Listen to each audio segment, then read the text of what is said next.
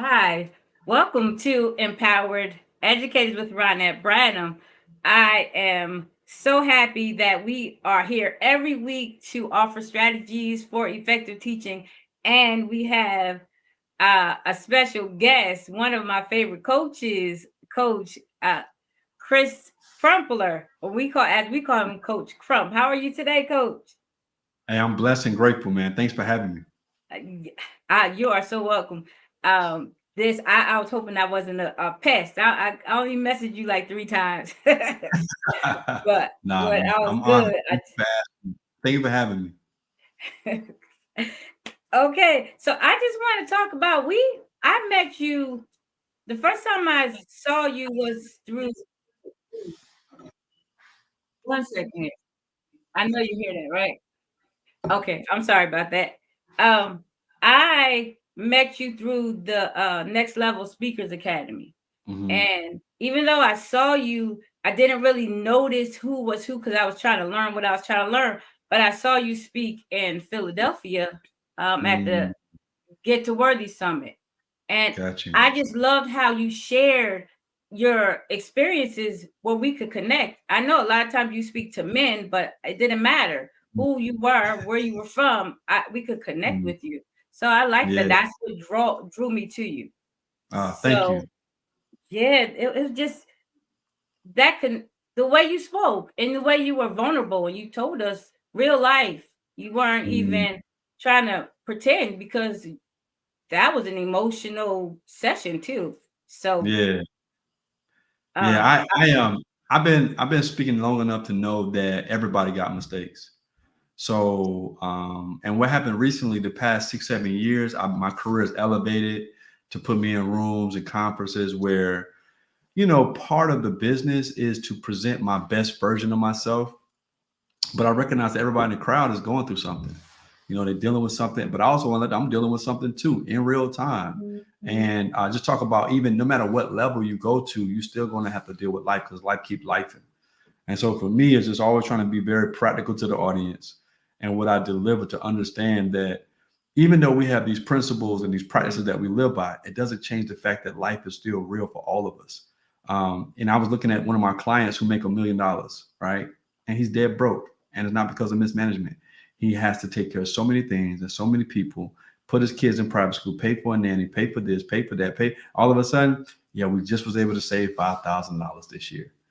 You know what I mean? Oh, And that's somebody who makes $1 million a year. So for me, it's like I get to see all these different things where, wow, everybody keep asking for success and asking, but it comes with stuff. That. So for me, I don't really ask for that no more because I'm like, I'm grateful for what I have. And if God wants me to have more, he'll give me more. yeah, that's so true. Because we look at the limelight and the stars and we think, oh, I wish I had that. And we don't even Mm, realize the issues that comes with it. Even everybody has issues, but we don't even realize the magnitude of mm, it because people are going to be wanting you to take care of them and things like that. mm-hmm. Yep. So I want to go back. Because this is for educators, Mm-hmm. you were a teacher, Mm-hmm. right? 13 years. And for 13 years. Yeah, Mm-hmm. yeah, it's been almost 20 for me, but you were a public school teacher? Yes. So I've been blessed to do public and private. And I started out formally as a paraeducator at Cedar Bridge Academy. And from there, I got voted most likely, most influential staff by the SGA 2 years in a row. Then my principal promoted me to be a program director of behavior. And I ended up running ISS my last 2 years there. And that kind of started my progression through education that led to me running an all boys school for 4 years. Oh, okay. Yeah, I saw that and I didn't understand it was a Impact Mentoring Academy. Is that? Yep, Impact Mentoring Academy in Bermuda. We was just an alternative education that really just dealt with boys in public school and private school that people just couldn't get results with, and the parents was kind of like hands was up in the air, and so we kind of guaranteed success for all of our students that they all would graduate, that they all would get employment, that they all would go to college. And so we was able to be successful in everybody graduating, and then we was also being successful in placing them either in employment or post-secondary education. And you were successful. You just said that. 100%. You know what I found out when you set out these certain goals? I had a year, not last year. Last year was difficult. It was like I was a brand new teacher. But Mm, the year before that, I set out. My students are going to be third grade ready. I teach second grade. They mm, were ready. The only ones who weren't were the ones who needed that extra help that I couldn't provide. They needed resource or some sort, something like that. But yeah. they learned enough to be, go to the third grade. But it was just you set out with these goals, you can meet those goals. Yeah, I it was a coach that says there's no such thing as lazy kids, but lazy parents, and I feel like the same thing as in education. There's no such thing as lazy students, but lazy teachers. think And I wasn't the most qualified. I wasn't the most experienced. I was the most willing. So oh, my success wasn't because I had this academic expertise per se, but I don't have an issue staying after school. I don't have the issue coming before school. I don't have the issue coming on the weekends. I don't have the issue coming to your parents' house. So even when I started, like people was like, "You gonna stay with me on Saturday for 3 hours? You gonna do this? You gonna stay after school again? You gonna why you at my mama's house?" It was like for me, the only thing that mattered was that student success, not how I wanted it to look. Oh, in my classroom, nah. I see. There's two type of perspectives that you could take on as an educator. mhm. One is I'm going to make sure I do my job, and the other one is this student is my responsibility. And those two create a paradigm that you operate from that creates a narrative and a dynamic with their relationship with their student. It is. A lady I was on a podcast, somebody's show last week, and she gave me this scripture that I never related it to me as an educator. I related to me and God, but it was Psalms. It Oh, was. oh, it was a Psalms. Yeah, It was. we gonna leave it I, right there. It was a yeah, but Psalm. it It was. was You in shall be Psalms. Was it in planted. Proverbs? Was it in Psalms? Was it in Proverbs?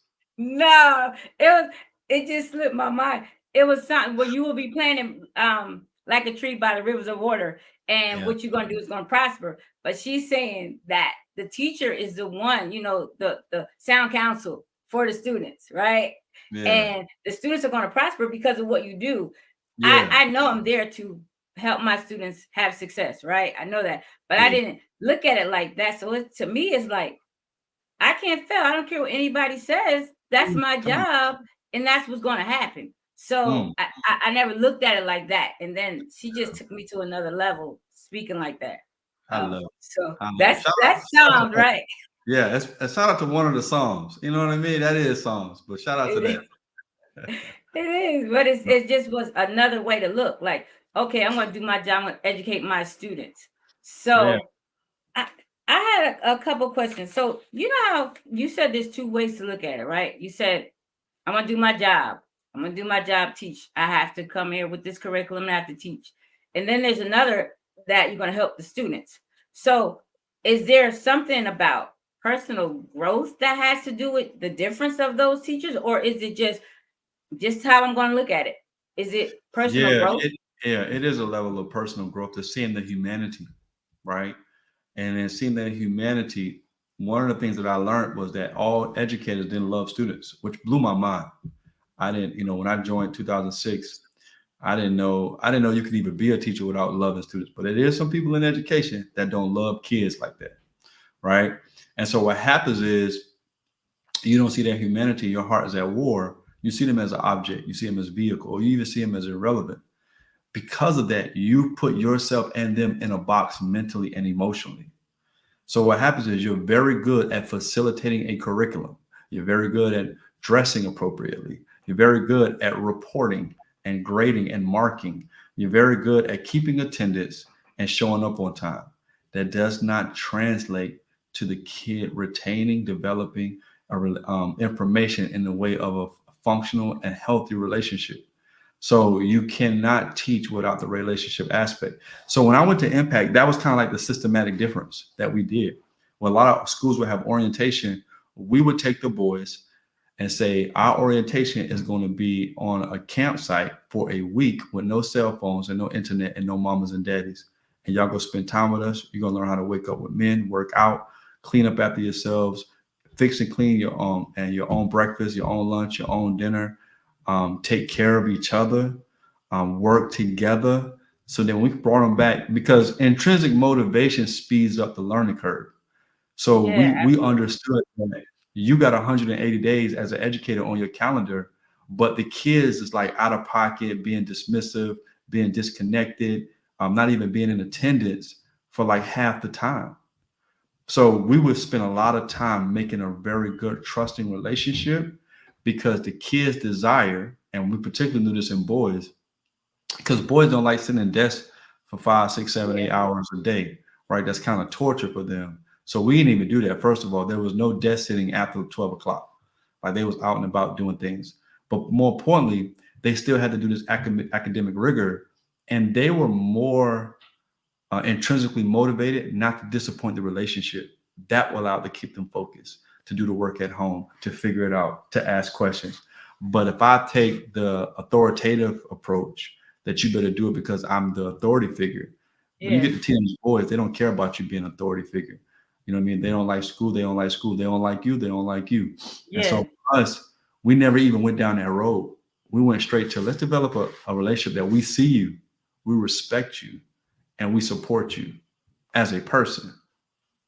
And then that allowed them to say, oh, I can do the schoolwork now because I want to be here and I don't want to disappoint Coach Crump. It was more they did the work because of that, not because I made them. I hear people say that if you have built that relationship with the students, that um you will get more out of them, or they will tend to like school a little bit better.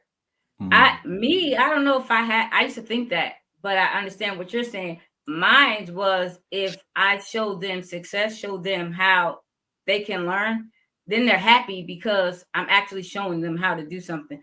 But I like your approach because I have a hard time sitting in the chair like for a long time. So I yeah, get it. Like I yeah, don't let my kids don't do it. We have brain breaks and all kind of stuff.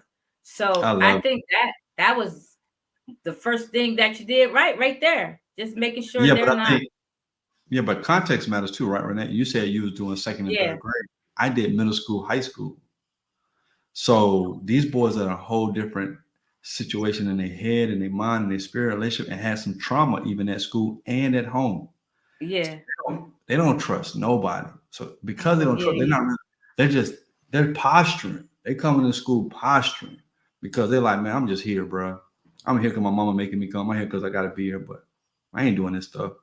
So we can teach them something, but they're not in no space to receive it. Whereas kids oh, are more like curious and yeah. excited. It's still exciting, and I want to be first in line still, and I want to help the teacher still. Like that's still a little bit there in elementary school. Like all of that is gone in high school. And they Oh, just yeah. So the people that I hear say that about the relationship, they are high school teachers or middle school. You're absolutely right. They teach older grades because I'm like, all the kids like me, like what? So I get it. I didn't think of it like that because I didn't think of it like that. I thought of it like they want to learn really deep down, but they really want somebody to care about them more than they want to learn yeah, how to add, like how to like do when you calculus or pre-calculus or something. yeah because they're at a conscious age, so they like I don't care Yeah. what you know till I know that you care. They really walk in that. Oh, and I see that with you, where how when we had that last conference, how you walked around and you talked to people and you spent time with people, and you not only you, others like Jessica was there, and she ministered to a woman like I saw her firsthand. She didn't have to do that. She could have just Mm, said, "How you doing? I'm glad you're here," and then kept it moving. But mm, I like that what you're saying is actually what you do. So mm, when I see a teacher being what you're talking about, that just motivates me more. There are people who care about, mm. somebody else's well-being. Yeah, So man. I respect Thank you for that. I appreciate that. I appreciate that, man. Thank you for for all the work you do in our education system. My daughter, she's going to college next year, and she wants to major in education. So, it's a great career. I tell people all the time, if you don't know what you want to do as a young person, you should always consider education because Yeah. you learn. One of the things I loved about being an educator, I was an ultimate finesser as a student in high school. So I was like smart kid, smart group, get connected to them, and I'm gonna get some game from them, and I'm gonna get some good grades. Oh But yeah. because I'm finessing all of this as a student, I'm Uh-huh. not retaining a lot of information. So Uh-huh. when I'm observing kids' behavior going class to class, subject to subject, year to year, I'm actually listening to the subject. And I'm like, this is really good. I'm like, man, I took this class in high school. I don't remember none of this. Or I took this class. So like I'm not gonna, I'll be sitting sometimes I was only supposed to be in there for 20 minutes, but if it was a good lesson, man, I was just sitting there and thoroughly enjoy the lesson. Like I got a chance to rotate all the subjects and all the year levels to observe students, but I definitely was enjoying learning all the different information about social studies, history, science. Like I enjoyed being an educator. Like it wasn't a burden at all, and No, I think that's no. too.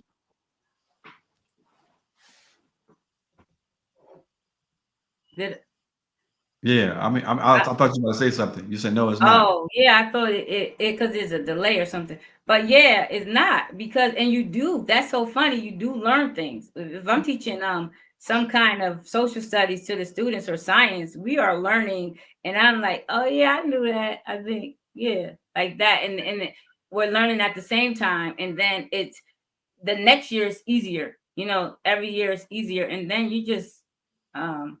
I always thought I was like really smart, and then I'm learning things, and I'm like, yeah, I'm really smart, but now I'm learning for real. Yeah, So being an educator is so rewarding. So I think so. Is your daughter considering that?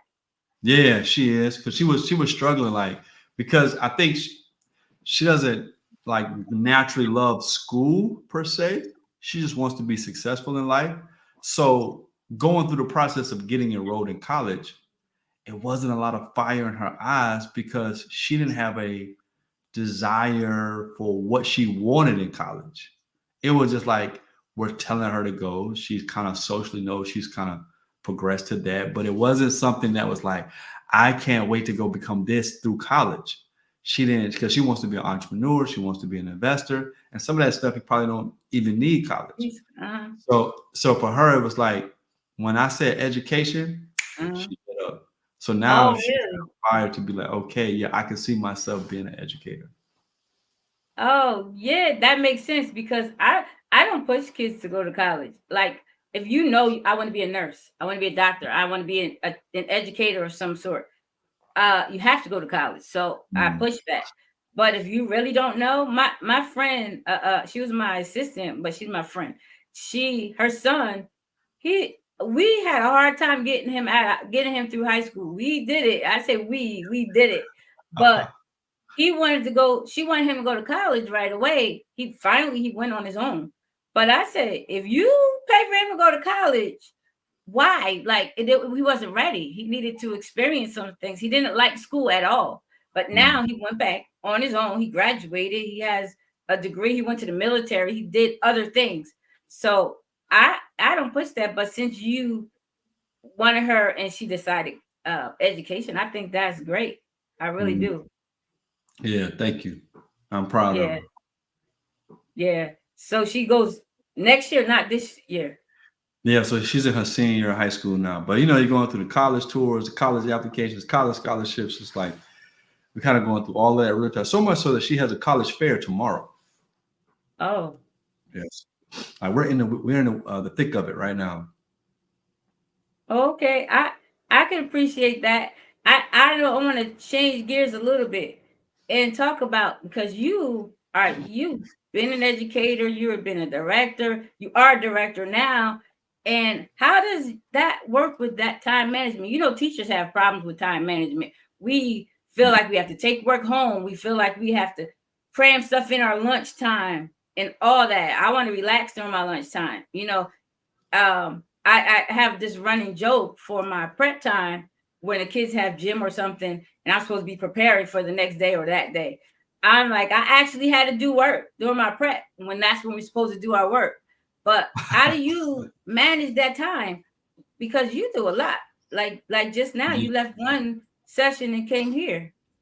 Yeah, well, I see, I've been an executive and a director for since 2013. So experience has taught me to empower others. I used to try to, you don't feel as qualified when you start, and so you're trying to prove your worth, prove your value to others. So you're doing extras, you're doing more, you're doing longer hours. But as my family was growing and developing, my wife needed certain things out of me, my children demanded certain things out of me. Um, I started to develop other people within the organization. I was empowering other people in the organization. And I've been intentional about that since 2018. So I don't get in no position and think it's my position to be here forever. I know every position I'm in, I'm supposed to find my successor. I'm supposed to find my replacement. And so because in the role of a director, I'm just being a master facilitator. So I look to empower people. I don't try to control. I don't micromanage. Like I bring people with me. I show them what I do. I give them opportunities within the company, and that's just how I'm wired now. So I don't look like I supposed to do everything. I supposed to solve everything. I supposed to know everything. I don't even have none of that energy. I got a team. I'm going to empower them. For some it works, for some it don't. Then I get a new team. I recruit a new team member. But people want opportunities to grow. People want opportunities to be mentored by leadership. And so I don't run from it. I lean into it. So I'm always giving somebody an opportunity, giving another job. And I've already got 2 people to replace me in this job. They don't even know it. I'm just grooming them. You know what I mean? Yeah, So that's cool. I, as a director, even though I'm responsible for thousands, I'm responsible for multiple people, multiple internally, externally. I'm empowering people all around me. So like they're just direct reporting to me. And then I'm just empowering them with the skill set, the mindset, and the attitude to do the work.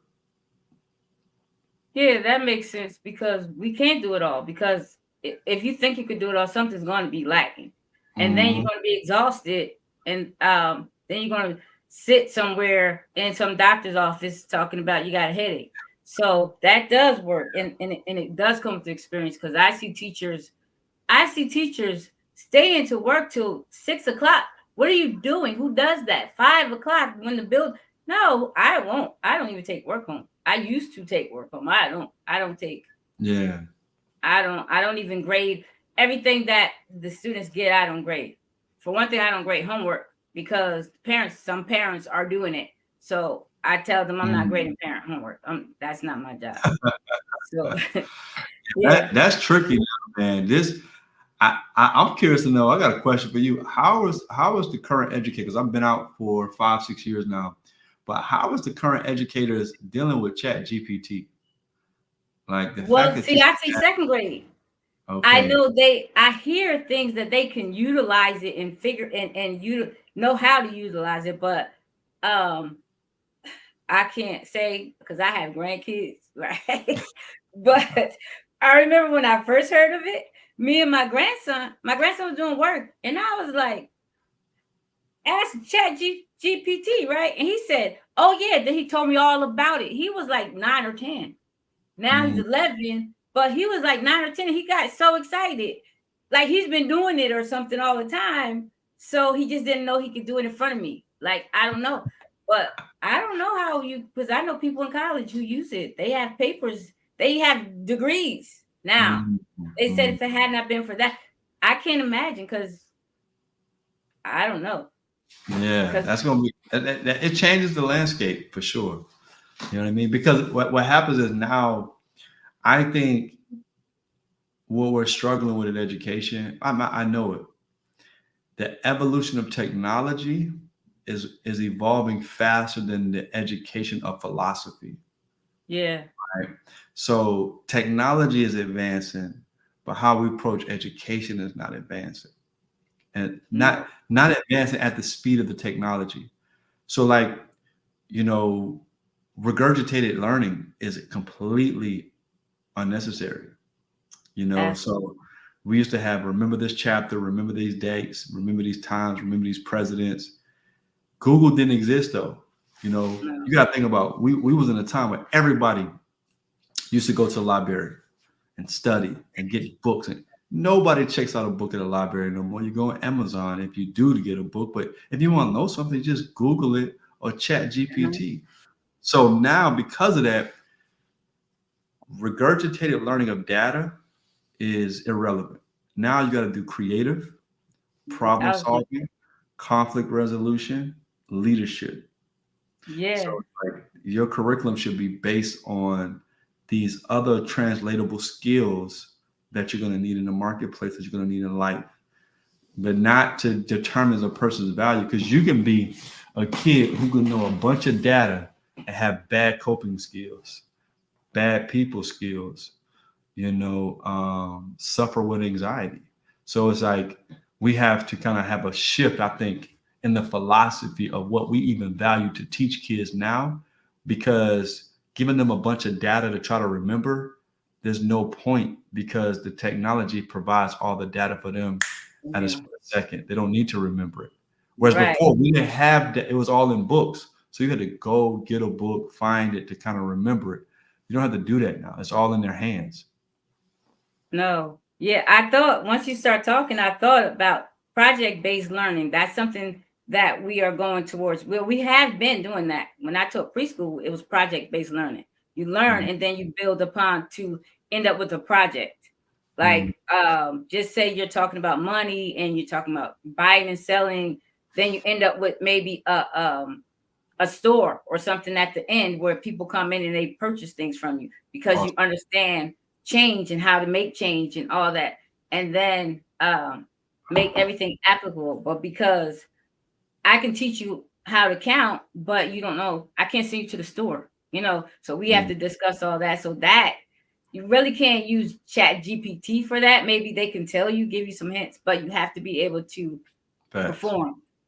So Mhm. you're absolutely right. I should have thought a little bit, put some more thought into that, but that's what we do. So Yeah. that's how our curriculums are created now with project-based learning, even our math. Mhm. So I guess high school, I don't know. I don't Yeah. I don't know. But that's where it has to go. It has to. Absolutely. It has to. Yeah, you answered. I didn't want to make this question answer, but you touched on so much about leadership because when I asked you about time management and mentoring, because that's what you do. Mhm. I don't know if you.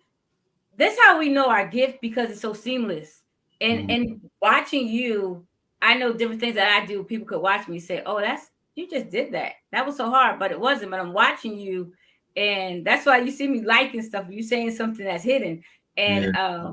it's just you have touched on all that.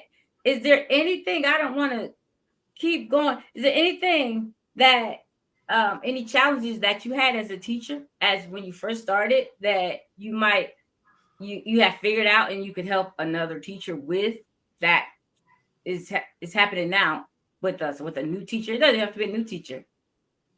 Yeah. Communication. Communication. It is critical with your staff.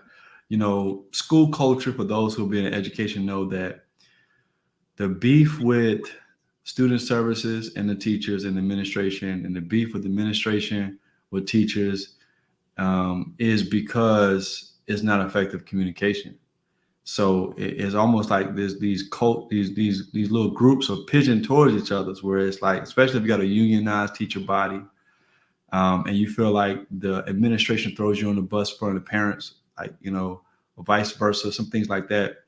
And I would just I'm focused on these kids, man. I ain't worried about early in my I was so concerned about helping my students that I would be ignorant and incompetent to the dynamics of the culture, the dynamics of the history, of the roles and responsibilities of other staff in the building. And over time, I got really good at, man, connecting with the security guards, connecting with the bus drivers, connecting with the support staffs, connecting with the student services department, and connecting with administration. And so it just made my autonomy within the school so strong because they all knew they could trust me.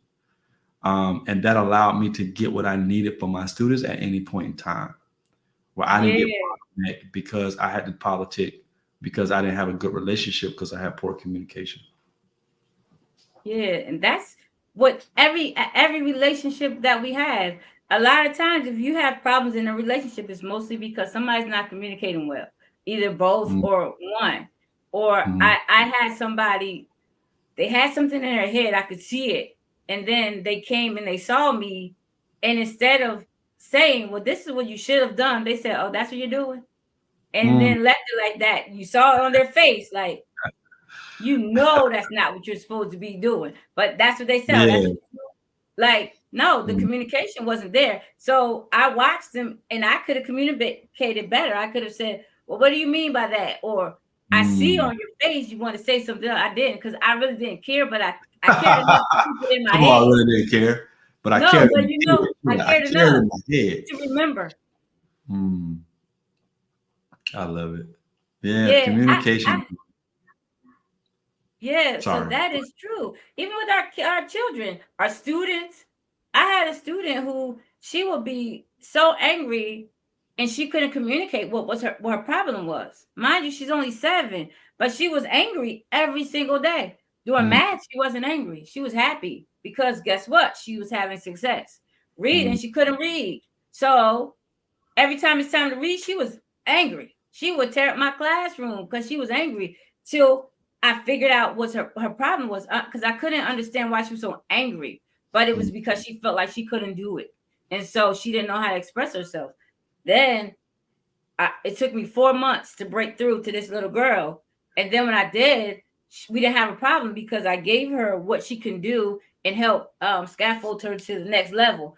But as soon as it's time for reading, she just she would be under the desk like that. Like she wouldn't even know what to do because she was didn't know how to communicate. wow. So yeah, and I Well, didn't you give her a understand it. pass. She's 7. So you know what I I mean? We did. got I did sometimes, and she's tearing my stuff, but yeah. I did sometimes.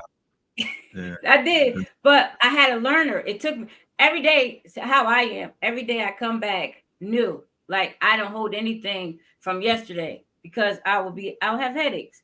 So every day I figure out that didn't work. Let me see what else gonna work. That's how I operate. So every day I try something different until I figured it out. Like, oh, she would say, "I can't read." "Yeah, you can. Let's work on this." And then she'll read it. "I thought you said you couldn't read." So then it will work. But that communication and teaching that early on that's a task right there. Mm, That's a test. So it took you a while to yeah, learn great communication skills.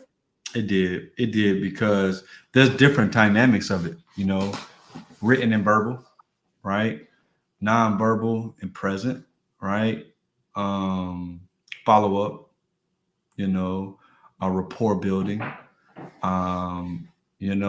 support. So these communications in these moments and situations looks different.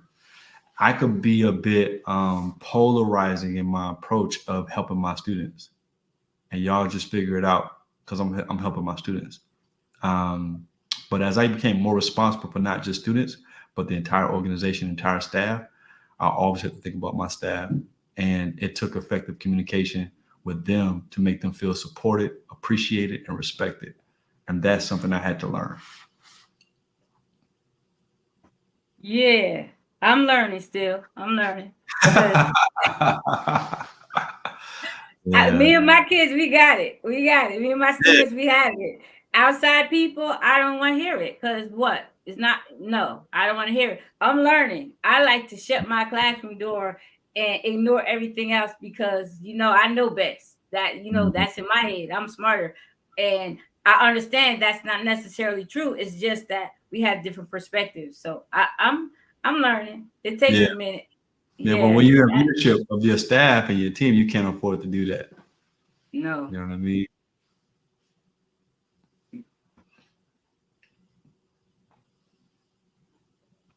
I I think it's a delay. when you talk, I think it's a delay. So, yeah, I'm getting better because I'm better with my family.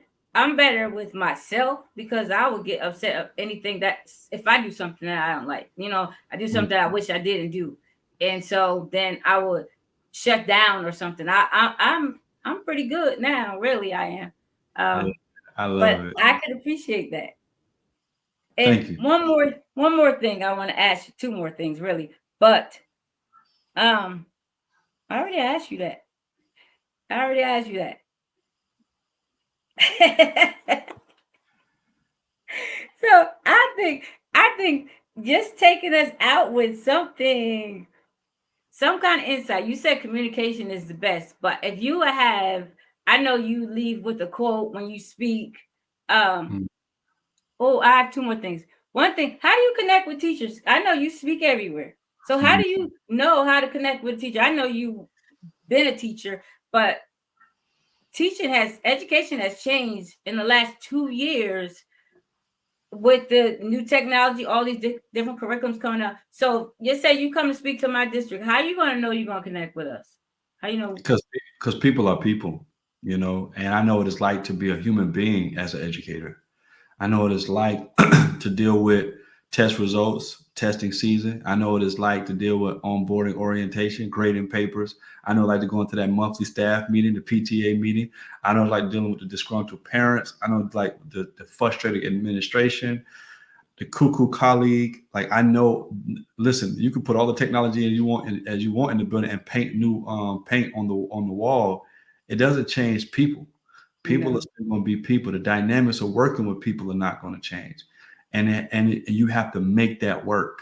A relationship don't magically work. Success is not an accident. Success is intentional. So I still know how that works in school culture to develop dynamic relationships that get results for all parties involved.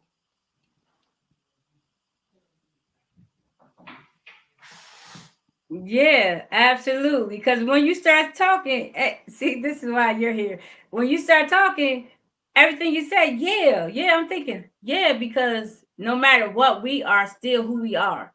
And Mhm. that is something that's not going to change, maybe individually, but the issues that we have, the dynamics of education is going to be there because people are there. Mhm. So Yep, I could exactly. appreciate that. Yeah. And you said you had one more question you wanted to ask me. Yeah. So that is the same. That's all about when you said communication. But I know when you leave speaking engagement, before you leave, you leave with something, a Mhm. thought, something that invokes our thinking. What would you leave us with today? Yeah. So one of the mantras I live by: if you want to go fast, go alone. But if you want to go far, go together. And I realize not far and just in what I want to do professionally, but in my life, I want to bless a lot of people, and so I have to be mindful and respectful and appreciative of people, and taking different perspectives and different energy, but also know my values and know my core principles. And so for me, I'm in a different space where I'm not in competition, trying to prove that I'm trying to get to the status quo by getting over somebody. I'm trying to be the best version of me, and I'm actually trying to help people, even if it's in my profession, even if it's in my industry, even if it's in my category. Because I know what God has for me is for me. I do know that. And so for me, I didn't always have that spirit. I didn't always have that energy. Like I'm like, I'm trying to do me. I'm trying to get on. I'm trying to get mine. Came from a competitive, lack of resources environment that I grew up in. Hmm. But now that I realize it's enough for everybody, and you can't control what God is trying to do for somebody's life, so you might as well be a blessing along that journey. Hmm. Um, and again, if I want to do something significant, it's going to be with multiple people. It's not going to be just myself. And if I want to have a significant life, it's not going to be with just myself. So I see people a whole lot better now because I want to go far. Oh, that's great. That's fantastic. I look at it. That's why I started the podcast to help teachers because we have all different kind of struggles, all different kind of information that we can share, Mm, and that's why I've been here for over 2 years now. So I love uh it. yeah, and so I started going live a little while ago, maybe the beginning of the year. Last week it was pretty successful. It was you went live, and I try not to look at numbers. I think about Eric when he talks about looking at numbers. I said I'm not looking Mm. at numbers, but it was a day when you went live. You had your when you went your TED talk, and Ah, you were there, and on a Zoom call. And yeah. I said, "Oh, I had almost as many people live as he did, right?" I said, "Yeah, I'm happy." But at the same time, is to help somebody is really not. It never was for me. It always was Mm, because I like to share information. So mm. any information we have, I'm just excited that you. I'm glad that you even came today. So Yeah. I Thank you. Thank you appreciate for it. having Yeah, me. I Yeah. appreciate it. And thank you for that because we're not going alone. I appreciate if we want to go far. And Mm. thank you again. This is Coach Crump. Where can we reach you? Can we follow you? Is that a good idea to follow you? Yeah, for sure. The King underscore coach on social media and the coachcrump.com. Shout out to your lower third. You got the graphics on point. Thank you. You're Yeah, welcome. I tried. I tried. Um, so again, thank you for tuning in to Empowered Educators with Ronette Branham and our guest, Coach Chris Crumpler. Uh, thank you and have a blessed rest of your day. You as well. Appreciate you.